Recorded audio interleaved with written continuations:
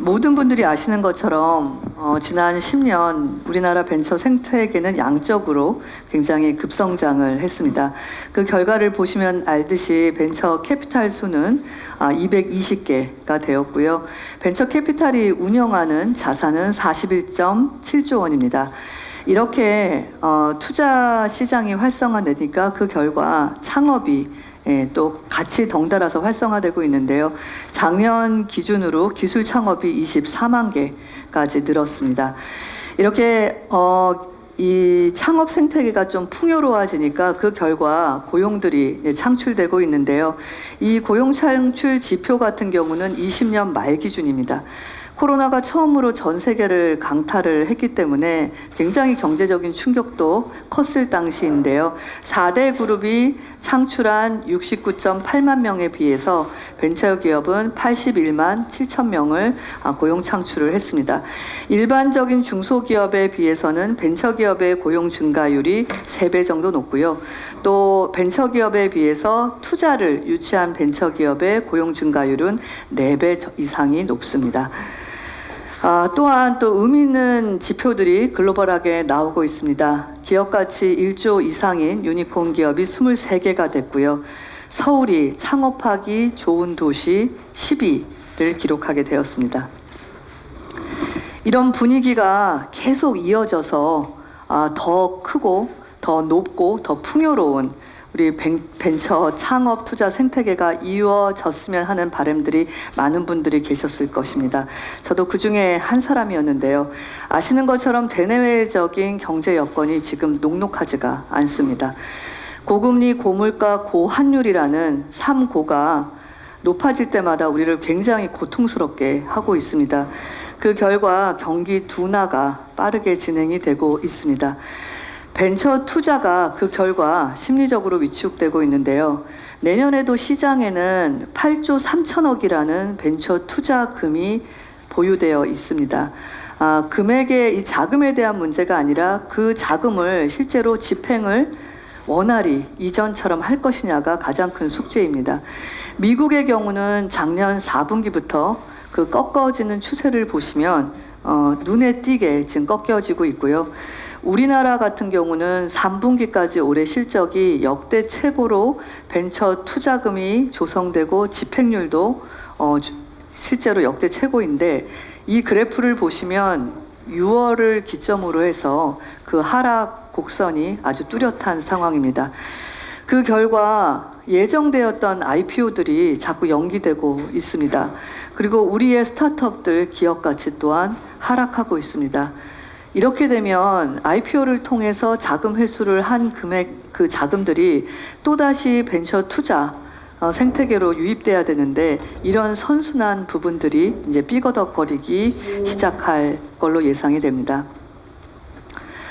이런 3고가 오기 전부터 새 정부가 들어서면서 인수위 단계에서부터 고민됐던 부분 하나를 또 설명을 드리도록 하겠습니다.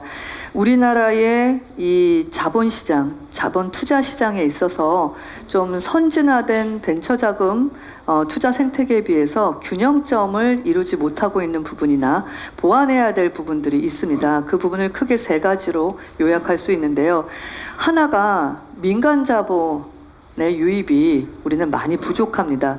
현재 출자된 펀드 중에서 순수 민간 펀드는 36%밖에 되지 않습니다. 또한 글로벌 펀드의 경우에는 전체 펀드의 1%가 되지 않습니다.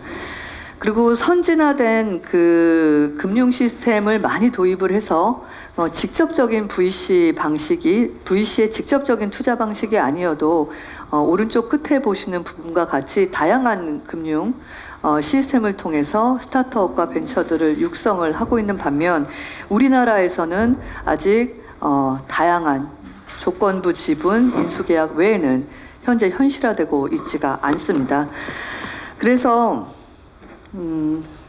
새 정부 들어서서 커다란 정책 방향을 민간이 끌고 정부가 밀어주는 역동적인 벤처 투자 생태계를 만들어보자 라는 정책적 기조를 두고 추진 전략으로는 2번, 3번, 4번에 해당되는 민간 벤처 모펀드를 활성화시키고 글로벌 자본 유치를 확대하고 선진 벤처 금융 기법을 도입하자라는 추진 계획을 구체적으로 만들어가고 있었습니다.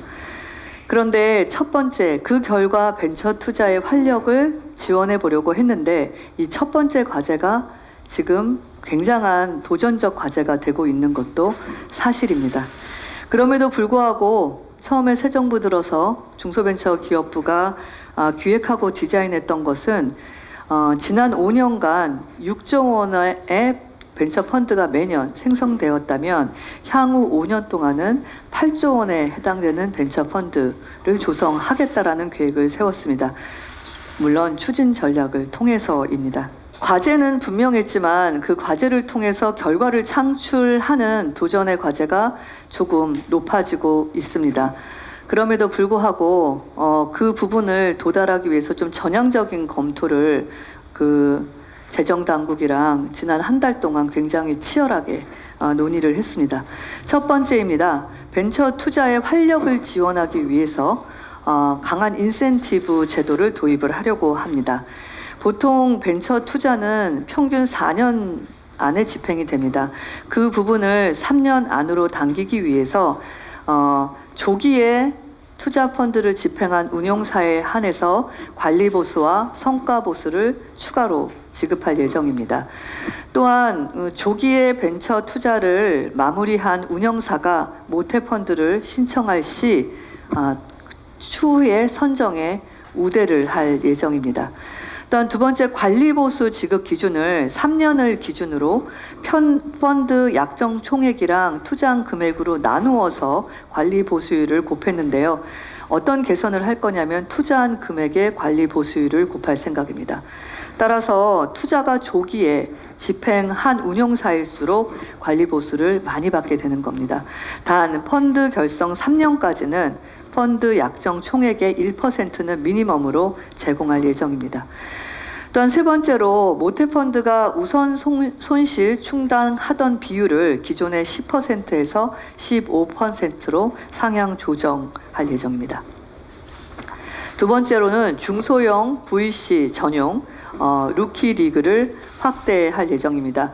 중소 VC라고 하면 설립한 지 3년 미만이거나 아니면 조성된 펀드 규모가 500억 이하인 VC를 얘기를 합니다. 기존에는 창업 초기 리그만 만들었는데요.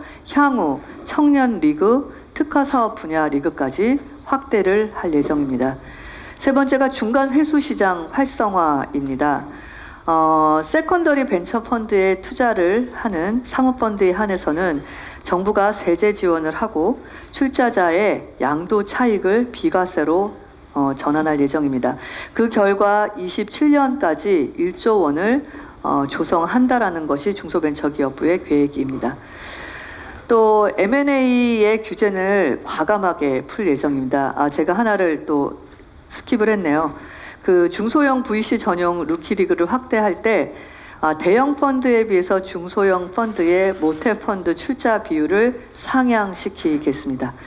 다시 M&A 규제 개선으로 돌아와서는 M&A 목적의 벤처 펀드를 상장 법인이 투자할 수 있는 그 투자 대폭을 허용할 예정입니다.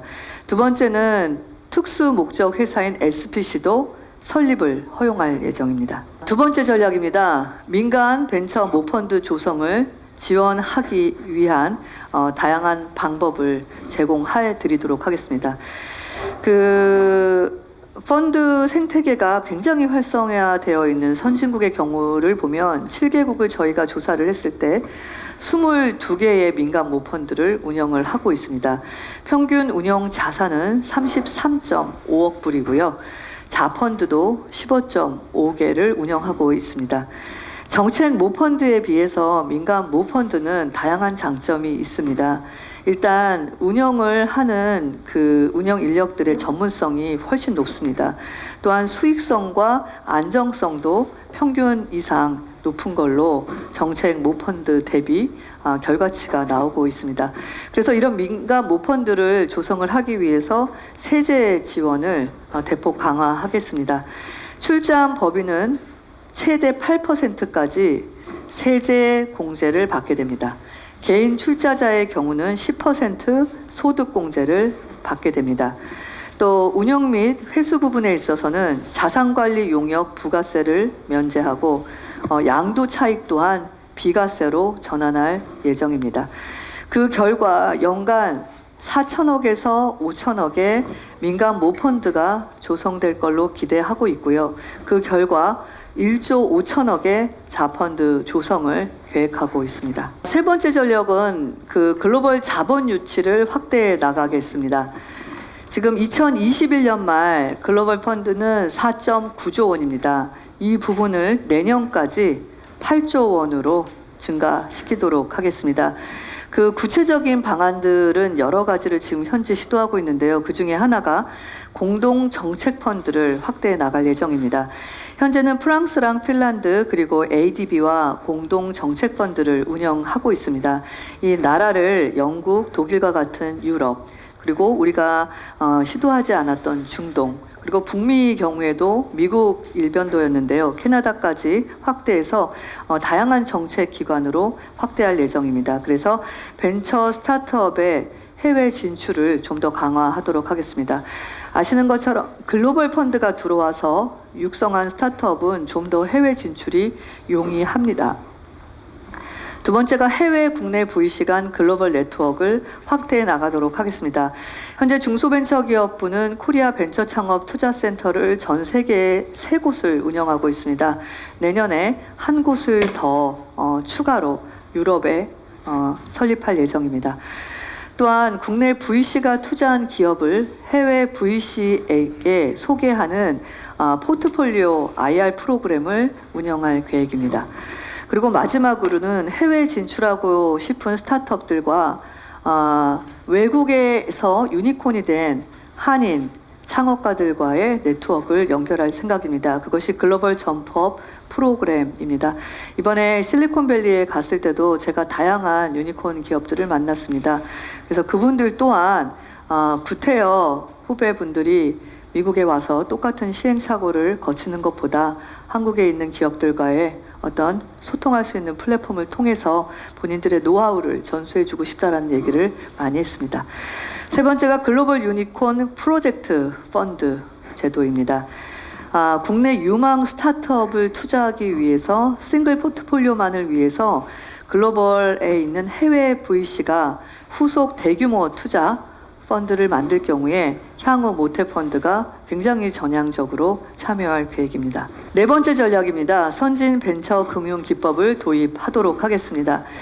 기업 가치를 산정할 수 없는 초기 스타트업들을 위해서 금융권에서 먼저 대출을 해주고 투자가 유치가 되면 그때 기업 가치를 평가를 해서 그동안 대출한 것을 전환 사채로 발행하는 조건부 지분 전환 계약을 추진하도록 하겠습니다. 두 번째는 이미 투자를 받았지만 후속 투자가 올 때까지 자금난을 겪고 있는 초중기 그 투자 지원을 위해서 스타트업에게 금융기관이 저리로 대출을 해주고 신주 인수권을 함께 부여를 받습니다.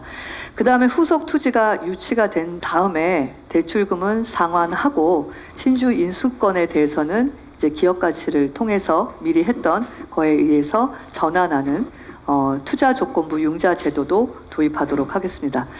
마지막으로는 대규모 투자를 통해서 스케일업이 가능할 수 있도록 VC에서 투자하는 벤처펀드와 금융기관에서 융자와 대출 형태로 들어오는 자금이 SPC를 설립해서 함께 모아진 다음에 스타트업으로 대규모 투자될 수 있도록 차입을 통한 레버리지 투자 방식도 도입하도록 하겠습니다. 전 세계적으로 경제 상황이 좋지가 않고 그 여파가 우리 나라의 투자 생태계 그리고 창업 생태계에 영향을 주고 있는 것은 분명히 맞습니다.